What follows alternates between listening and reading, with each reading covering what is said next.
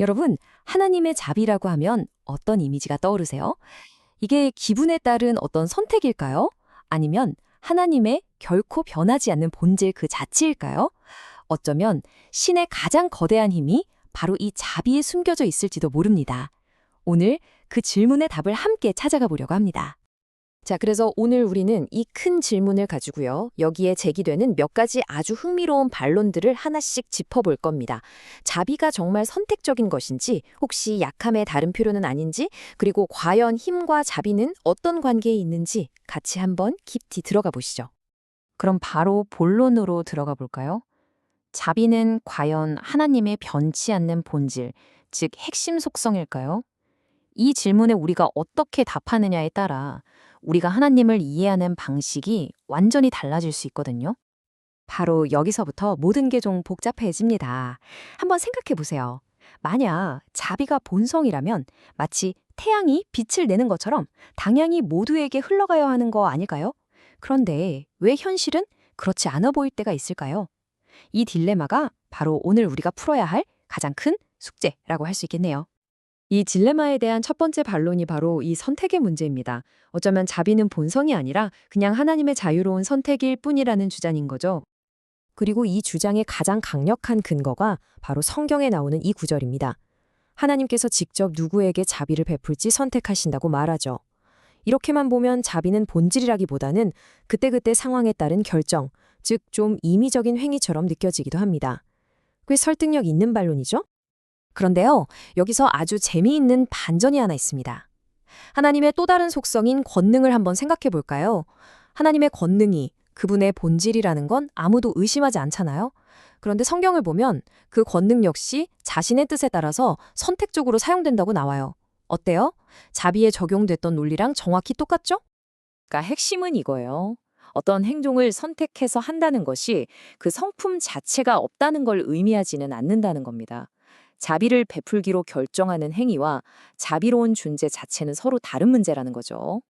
자, 첫 번째 산은 넘었습니다. 그럼 두 번째 반론으로 넘어가 보죠. 이 주장은 좀 더 근본적인데요. 자비가 사실은 약함의 또 다른 이름이 아니냐는 아주 도발적인 질문입니다. 가만히 생각해보면 우리 인간의 자비는 보통 다른 사람의 아픔에 공감하는 마음에서 시작되잖아요. 아, 나도 저럴 수 있는데 하는 어떤 연약함에서요. 그렇다면 모든 것이 완벽하고 전능한 존재가 어떻게 우리 인간과 같은 약한 감정을 가질 수 있겠냐는 거죠. 상당히 날카로운 지적입니다. 사실 이 생각은 굉장히 오래됐어요. 고대 철학자 아리스토텔레스 같은 사람들도 신은 완벽하기 때문에 자비 같은 감정을 가질 수 없다고 봤거든요. 하지만 여기에는 아주 근본적인 오해가 하나 숨어 있습니다. 바로 우리 인간의 불완전한 자비를 잣대로 신의 완전한 자비를 판단하려고 한다는 점이죠. 하지만 진실은 어쩌면 정반대일지도 모릅니다. 신의 자비는 약함에서 나오는 게 아니라 오히려 그분의 무한한 힘과 모든 것을 채우고도 남는 풍요로움에서 비롯된다는 거죠. 비유를 두 가지 들어보면 이게 훨씬 명확해져요. 위대한 왕이 반역한 신하에게 관용을 베푸는 건 왕이 약해서가 아니라 그가 위대하기 때문이죠. 또 동물의 왕인 사자가 작은 동물을 그냥 지나쳐주는 건 압도적인 힘이 있기에 가능한 여유입니다. 이처럼 진짜 자비는 바로 그 힘에서 나온다는 겁니다. 좋습니다. 이제 마지막 관문이에요. 이번에는 자비가 나타내는 조건의 문제, 그리고 그것을 표현하는 언어의 문제를 한번 짚어보겠습니다. 이런 생각 한번 해볼 수 있겠죠? 만약 이 세상에 고통받는 존재가 처음부터 아무도 없었다면 과연 신의 자비라는 속성도 존재하지 않았을까요? 만약 그렇다고 한다면 자비는 본질적인 게 아니라 그저 외비 조건에 따라 생겨나는 우연한 반응일 뿐이라는 결론에 이르게 되죠. 여기서도 다시 한번 다른 속성들과 비교해보면 답이 쉽게 보입니다. 하나님은 세상을 창조하기 전에도 권능을 가지고 계셨죠. 선을 베풀 대상이 없었을 때도 그분은 선하셨고요. 마찬가지입니다. 자비를 베풀 대상이 없었다고 해서 자비로운 성품 자체가 없었던 건 아니라는 거죠. 그저 밖으로 표현되지 않았을 뿐 언제나 그 본질 안에 잠재되어 있었던 겁니다. 이 비유를 들어보면 정말 와 닿으실 거예요. 아무도 없는 사막에 혼자 있는 아주 너그러운 사람이 있다고 상상해 보세요. 그가 나눠줄 사람이 없다고 해서 그의 너그러운 성품이 갑자기 사라지는 걸까요? 아니죠. 그 성품은 여전히 그의 본질입니다. 마지막으로 언어의 문제입니다. 자비를 뜻하는 고대 히브리 단어가 원래 창자 같은 신체 부위에서 유래했다는 점을 들어서 이건 진짜 속성이 아니라 그냥 문학적인 비유일 뿐이다 라고 주장하는 사람들도 있습니다. 하지만 이 논리를 다른 속성들에도 똑같이 적용하면 어떻게 될까요? 성경은 하나님의 힘을 강한 팔로, 그분의 지식을 살피는 눈으로 표현합니다. 그렇다고 우리가 하나님의 힘과 지식이 진짜가 아니라고 말하진 않잖아요?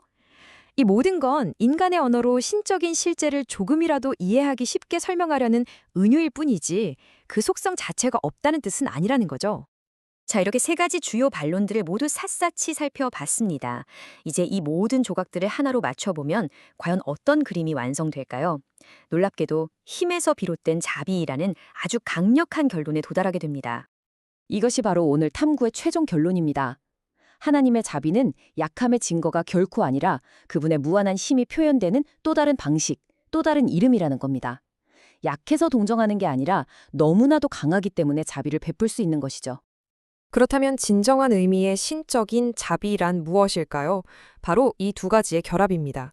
고통받는 이를 구하려는 의지와 그를 구할 수 있는 완전한 힘의 결합. 그저 안타까워하는 마음에서 그치는 게 아니라 실제로 그 현실을 바꿀 수 있는 능력까지 갖춘 것. 그것이 바로 신의 자비입니다.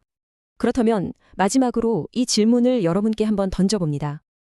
만약 이 우주에서 가장 위대한 힘의 표현이 다른 무엇도 아닌 자비라면 그 사실은 지금을 살아가는 우리에게 과연 무엇을 의미할까요?